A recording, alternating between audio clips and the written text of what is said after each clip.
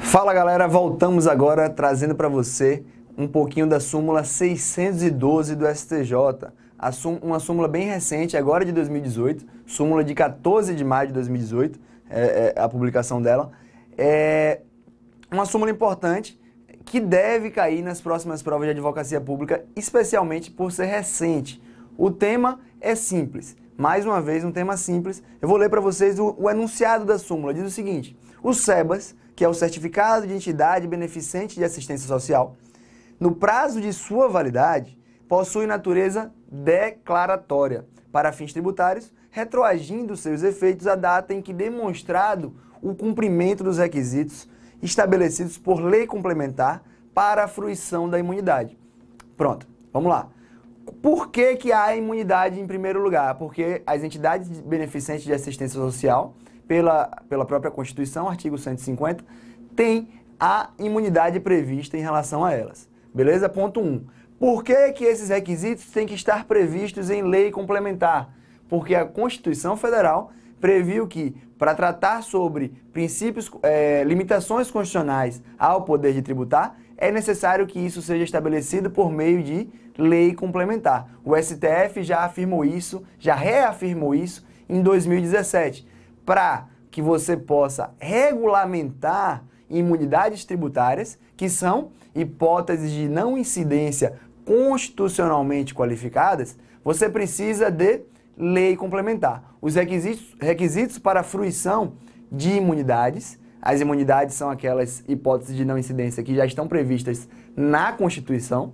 Para você gozar dessas imunidades, você tem que ter requisitos, e esses requisitos têm que estar previstos em lei complementar. Isso foi decidido pelo STF, beleza.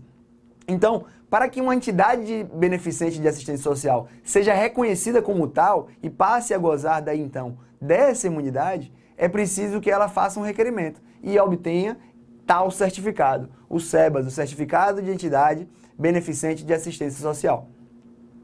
O que é que acontecia na prática?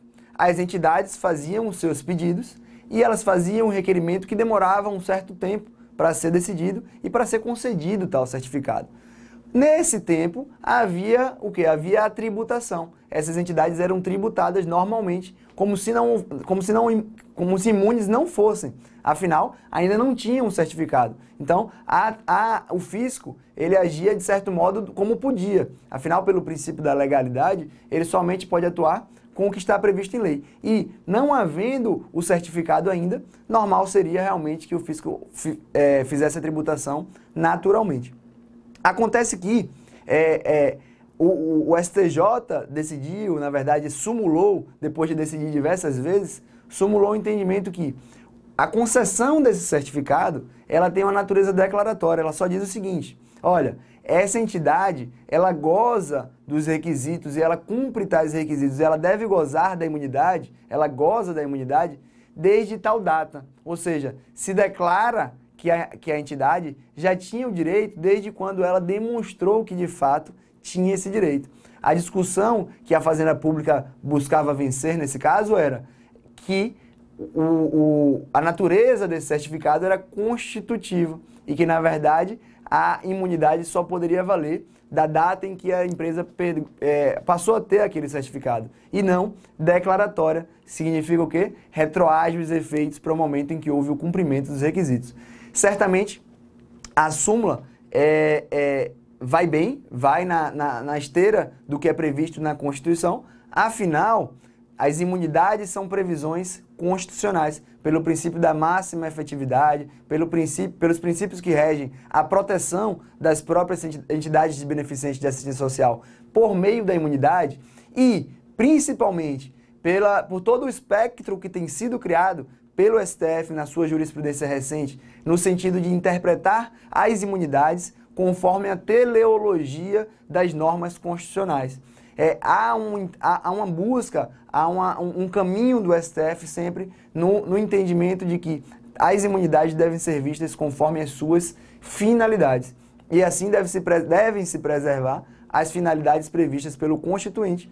Nesse caso, andou nessa mesma linha o STJ, dizendo que o certificado tem natureza declaratória e retroage ao momento do cumprimento dos requisitos e não a expedição do certificado em si.